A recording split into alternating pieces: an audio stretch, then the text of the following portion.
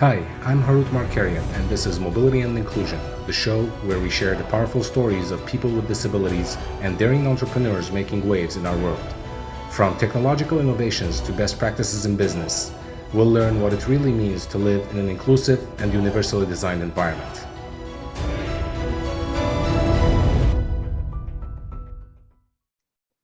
Welcome to a new episode of Mobility and Inclusion. My guest today is Amy Brown, a joyful, exuberant, and faithful Christian whose vision is to glorify Christ by testifying to the unbeliever of his saving grace and by bringing encouragement to those who already know him.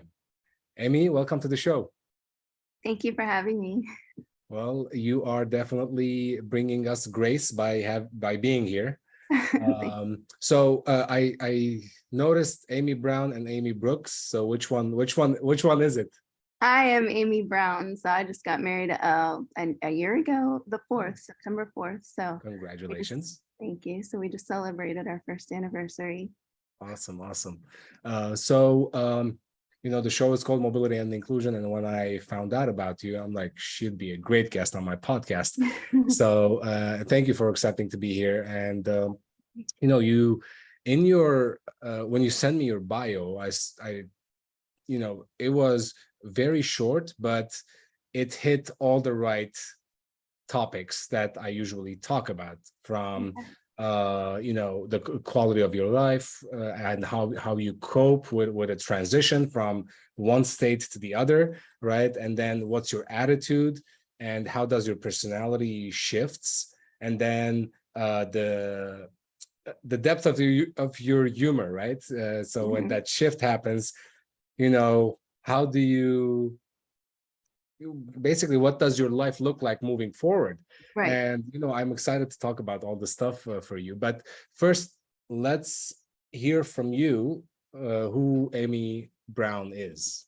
Amy Brown was born in Pittsburgh, Pennsylvania. I was born without arms and legs, and I was actually abandoned at the hospital by my birth family, and one of the family members even suggested placing me in a room and not feeding me. Oh, wow. So yeah, but I was adopted by a wonderful Christian family, and they kind of taught me the importance of being independent, and they instilled that in me, and that's something that I've wanted since I've been little, and I strive for that. And they didn't treat me any differently than my other siblings, and I was included in on everything. I just did things a little bit differently. Yeah, I can imagine. Yeah, and so I went to a public school. I did everything all the other kids were doing, and I'm an artist. I do a little bit of motivational speaking, and like I said, I just got married a year ago, and I moved from Pittsburgh to Mississippi, so a huge shift. That's wonderful. Well, so life for you is regular life for you is without arms and legs, right? Absolutely. So and the way your family treated you mattered. I'm assuming was very important in the ways of not differentiating between you and your siblings, and expecting you to do the same things that they were doing with arms and legs, right? Absolutely. So how did you cope, like when you were a child growing up? Like, I'm sure you saw the difference. And what was it like to you, when your siblings were doing some things in a certain way, and then you were doing the same tasks, and how were you able to accomplish those tasks? I don't know. I mean, a part of it is obviously the faith of my family, and they taught me that I was born like this for a reason. God doesn't make mistakes, and so I think God gave me a little bit of a hard head growing up, and I was always determined to do things.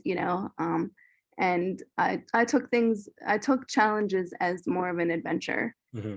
And honestly, when I was little, I'm not even sure I saw myself as different until, maybe I got older. And Yeah. so yeah, I mean, my family is a big part of why I have the attitude that I do today. And obviously my faith contributes to that as well. So I think without that, I would be in a much different state of mind and maybe not as independent as I am today. Yeah, I can imagine for sure. I mean, you know, shaping up someone's attitude comes a lot from, you know, our families, right? Comes a lot, especially when we're younger, growing up. A lot of our families, our parents' attitudes is kind of like passed on to us. And when you have that kind of can-do attitude and no differentiation, right? Similar expectations. So that's part of what kind of shaped you up in becoming who you are today. Mhm. So, you know, when you talk about quality of life, now I'm not sure, maybe you know, because we've spoken before. I started a robotics company doing assistive robotics to impact people's quality of life in Mhm. one way or another. But, you know, coming into this space, I didn't have too much exposure to the community of people with disabilities. So I Right. had good mentors, if you will, from the community. Mhm. And the way I approached my work is by asking the people that I was going to serve what they needed the most, Right. right? So growing up, I'm sure you used various things to assist you with your daily tasks. Right. And what was, I guess, what was the most useful, the least useful? Can you talk a little bit about that stuff? Yeah, so I grew up going to Alfred I. DuPont in Delaware every year, where they would give me occupational therapy and stuff on how to use prosthetics. And I've had all different kinds of prosthetics growing up. And um, to be honest, like I found myself coming back home from that trip and like using what God gave me the most. Yeah. And I thought that was strange. If I felt weird that I didn't want to use the arms that they were giving me, to be honest. Mhm. I learned later on that people who are born like me tend to not use prosthetics, but people who had arms and legs or a limb that they had lost Yeah, later on yeah, in life tend to want that back. yeah. So tools for me were more useful than actual arms or and obviously I use a wheelchair to get around outside of the house. I'm able to walk, which I do a lot at home.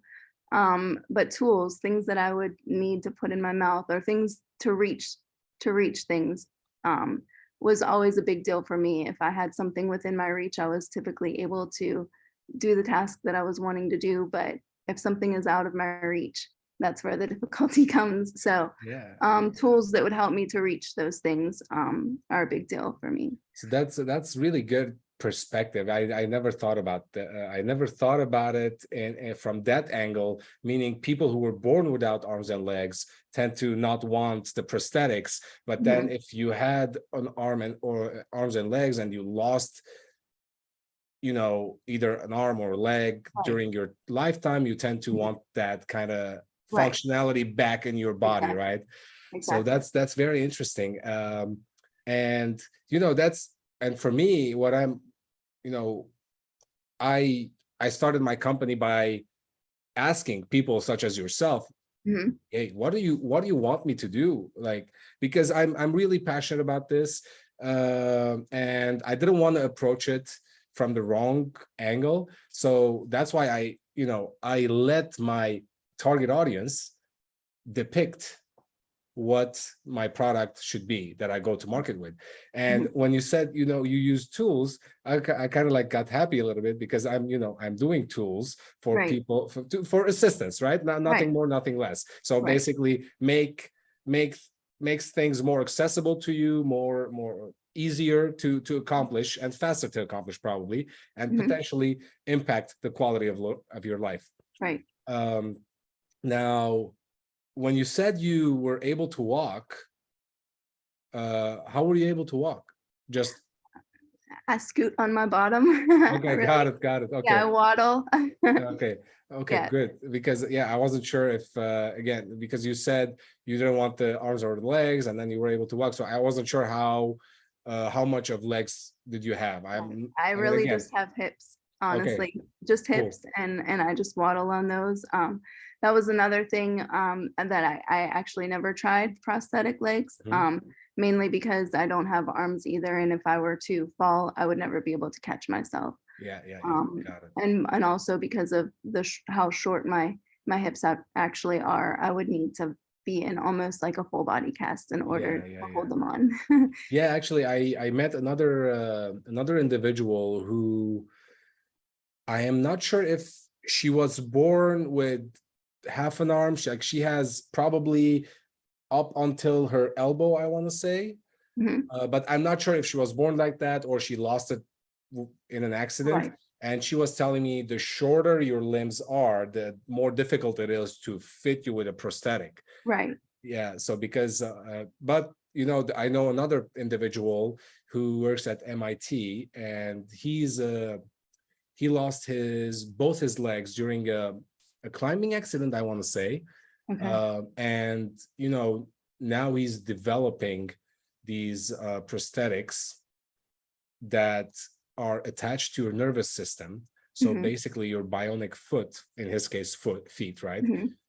can still feel as if it were your own foot and toes, I which believe is those are very. called, I believe those are called myoelectric. Yes, myoelectric, exactly, yes. Yes. So yeah, I think he's doing great work there, and it's fascinating, right, to connect something foreign basically with Right. your nervous system and Hmm. have your brain basically work like you had the legs before. Correct. But that comes back to what you said earlier about the difference between those who were born with legs and those who were born without it, right? Hmm. uh, Now let's talk about a little bit about you know school. How did you cope in school with you know with the kids around you, with those who had arms and legs, and then there was you walking around or rolling around in a wheelchair? So Hmm. what was the perception like, and how did you cope with it? Honestly, I disliked school, but I was not bullied, thankfully. I was a very quiet and shy girl, or shy and quiet girl. Let's get that right. In school, and so it was really hard for me to um, ask for things when I needed them. I remember like dropping a pencil or whatever, and I would rather go without writing notes than to ask the person next to me to pick it up for me. That's Yeah, how yeah. bad it was. But I did have a few friends who were there for me, and especially in high school, they would help me get from one class to the other and get my books out and things like that. I'm able to write, so I could take my own notes and do my own homework and everything. It did take me a whole lot longer to do all of that work than everybody else, Of course. but my mom would often say, can I please call school and ask the teacher just to like give you a copy of their notes? And I'm like, no, I don't want any special treatment. And to be honest, you learn better when you write things down I, yourself I'm anyways. I'm like that too. Yes. Mhm. And I'm not a very easy learner, so I figured all the help that I can get, in school. But yeah, like I said, I wasn't really bullied, thankfully, but I was a shy girl, and So that's really interesting. So I'm by the way, I'm glad you weren't bullied, because I've talked to other people who were. So Mhm. especially, yeah. So that's a bad day for everyone. So I'm glad that didn't happen to you.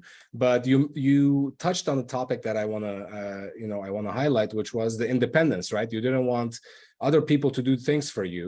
Mhm. And during my research, both when I wrote the book Mobility and Inclusion, and by the guest on my podcasts, and even my mentors from the disability community told me that independence is a big deal, right? Mhm. So how do you explain what independent how valuable that independence is to you and people in your community? How do you explain that to someone who doesn't necessarily have that exposure to the community of people with disabilities? I mean, I guess maybe I could liken it to, an able-bodied person maybe breaking their arm and realizing how much they actually use that arm. Yeah. You know what I mean? And having to use, especially if it's their dominant arm. having to switch and use the opposite arm. You become really grateful in that moment that you had both arms, that you have both arms. And so I think that that is just something that we, the people in my community understand. And so when we are able to do something for ourselves, it's like, yes, I want to do that. I want to do more of that. And the less help that you have, the better, because then you're not waiting on other people. And it's absolutely a blessing that you have those other people that are willing to help you, and Absolutely. it blesses them in return. But at the same time, you have your life and you want to live your life, and you don't want to live it on other people's timing, if at all possible, and I think a lot of people Absolutely. take that for granted. Yeah, absolutely. And no, I cannot agree with you more. I mean, my personal experience with caregiving really was with my grandparents. They both had strokes, so after the stroke, they were like completely different person. They were, Mhm. I can say fully paralyzed, right? Right. They could only talk, and even the talking was, uh, not 100%. Right. So, and the caregiving, at home was very difficult because, everyone around has jobs, has their own life to deal with, right? So caregiving is not an easy task. No. So, and take that independence being taken away from the individual. I saw that firsthand, Mhm. and I saw how that had a big impact on their emotional well-being. That Mhm. kind of deteriorated their health more than the Exactly. actual physical issue, right? Mhm. Which is very important for people to understand how impactful that emotional well-being is for an individual, Mhm. especially when you can't cope well with that transition from one state to Exactly. the other. Um, you said something that I wanted to ask you about, but I forgot. Damn it.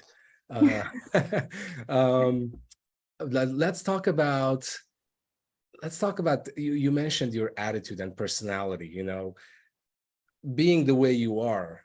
What shaped your attitude and your personality? I know you're an individual of faith, as am I. I actually, my grandfather was actually a priest, and now Okay. my uncle is a priest, so I come from a long line of uh Mhm. religious individuals. So I definitely know the impact that had on my life, so I can Right. appreciate it when one talks about it.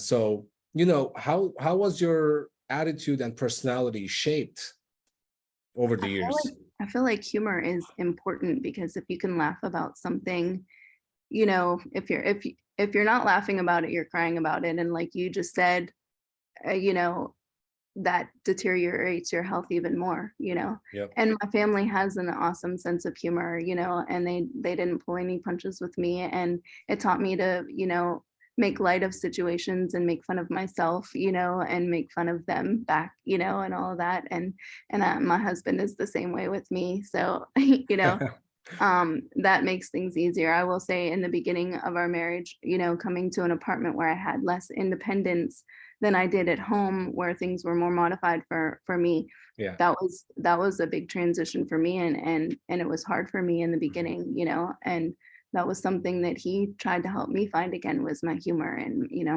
my personality again, and it definitely makes a difference, even in this last year. So humor is huge for me. I yeah, I mean, I'm very humorous person, even with my grandparents when they were like in that situation. So I used Mhm. to make fun of them, all in good spirits, of course, right? All Right. to lighten the mood up, right? Absolutely. Especially for the caregivers, who in this case were my mom and especially my aunt, who lived with them.